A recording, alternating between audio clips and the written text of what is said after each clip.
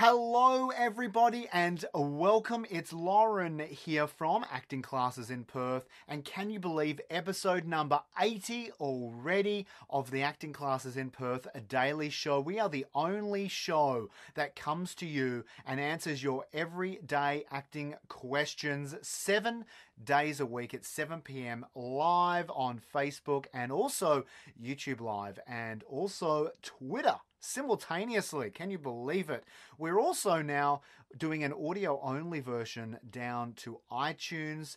If you want to search for that, you can do that by heading over to iTunes podcast directory and searching for Acting Classes in Perth. You can listen to us if you happen to miss a daily episode. Now, before we run into today's show and our question, which comes in from Jasmine, I would like to invite you, if you've not yet done a free class with us here at Acting Classes in Perth, then head on over to actingclassesinperth.com/free or follow the links in the description of this video. You're going to see when and where my next free 3-hour acting class for beginners is being held. We have classes for all levels and all ages, so don't think you've missed out or that you've missed the boat.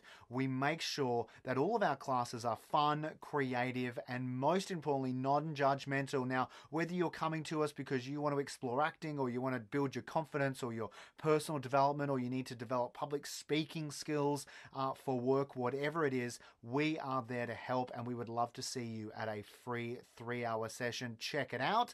Right now, we're going to jump into this episode. So let's roll the intro.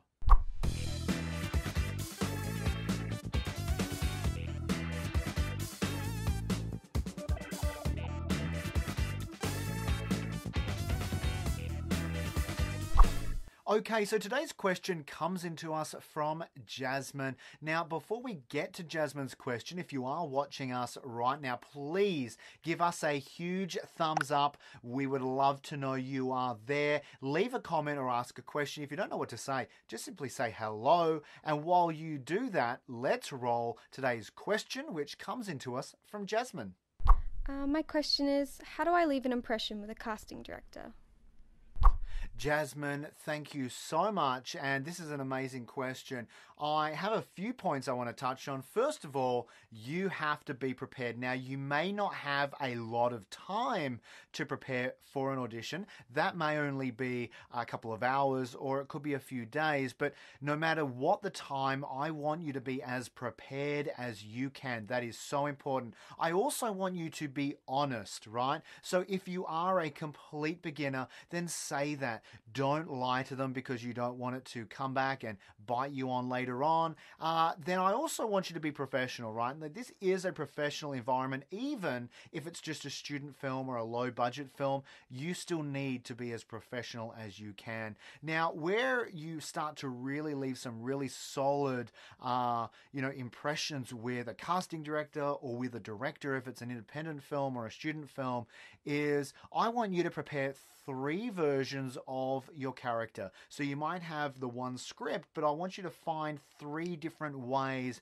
you can interpret that character. Take that into the audition, and then they'll say, hey, let's have a look at what you've prepared. You're going to say something like, well, I've got 3 versions. I've got 1, you explain it. I've got, you explain it. I've got 3, explain it. And then you say, which one would you like to see? They'll tell you, and now you do that. Here is someone who's prepared 3 versions, and it's only an audition.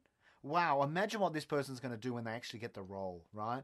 I also want for you to have questions ready so that you look well prepared. Questions about when their shoot dates are, questions about, payment if they are paying, questions about the schedule, questions about the need for your involvement, everything like this, when the final script is going to be due or be available to you to read. These are great questions that you can definitely ask in an independent space as well. There are obviously questions you can ask in a more professional space. If it is a casting director, you can definitely ask when the shoot schedule will be. But look, most of the time, those questions tend to be answered in the casting brief anyway. So they tend to be a little bit more prepared than student filmmakers. Now, I also want you to remember that the first impressions are key, right? So we're not thinking in an audition space, can this actor act? Because you're at an audition, we assume that you can act. What we're looking for is a few things. One, can this person take direction? But more importantly, sometimes, is do they look like the character that I want in my film? And so when you enter that room, if it's an independent or a student film, I would definitely say have a one or two items of clothing that may match the character, or have a prop or something that they can go, oh, that looks really well. Now, that works great for student films and independent films. It doesn't work as well with professionals and high-end casting directors, and because they can see through that stuff, right? And ultimately, they're not the ones making the decisions anyway in the long run, but it can help you very early on in your career as a beginner. Make sure you maintain good solid eye contact, and you also smile all the time as well. I also want for you to be ready to give a different character to yourself, right? So when it's time to come and do the performance, so you've had a chat to the casting director or to the filmmakers, and that's been really great, then they'll say, let's have a look at the scene. Maybe stand up, just walk around for a sec and find a new physicality or a new posture for your character.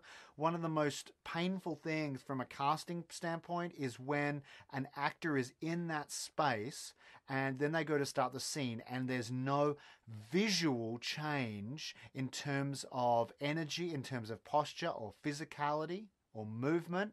That now shows me I'm not watching the actor, I'm watching the character. So I want you to have something, right, that has a solid change in it. That could be something as simple as a move into a new position, right? It could be moving, getting up and walking around and sitting down in a different position. It could be a different energy, a different speed, a different tone you bring to your character.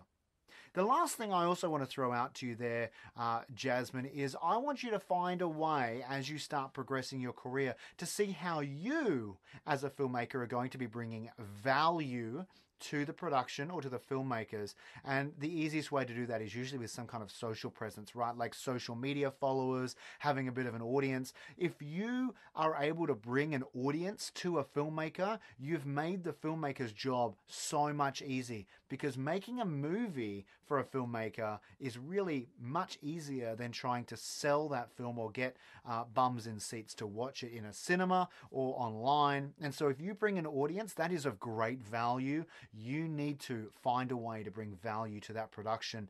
Ladies and gentlemen, thank you so much, and a huge thank you to Jasmine. That was an awesome question, Jasmine. Thank you. Now, if you liked Jasmine's question, be sure to support your local actor. Click the share button right now. And if you are watching us on Facebook or Twitter, be sure to like and follow our page. And if you are watching us on YouTube, simply click subscribe. Then be sure to hit the notifications bell next to it. Finally, if you are listening to us on iTunes, simply click subscribe. Plus, don't forget to join me at my next free 3-hour acting class for beginners by heading on over to actingclassesinperth.com/free, or follow the links in the description of this video. I look forward to seeing you there for a whole lot of fun. Ladies and gentlemen, thank you so much for joining me. I'm going to see you again tomorrow night at 7 p.m. for another awesome question answered by me. I'm Lauren Johnson. You've been watching The Daily Show, which is brought to you every single night by Acting Classes in Perth. Until I see you again soon, stay safe, and like always, happy acting.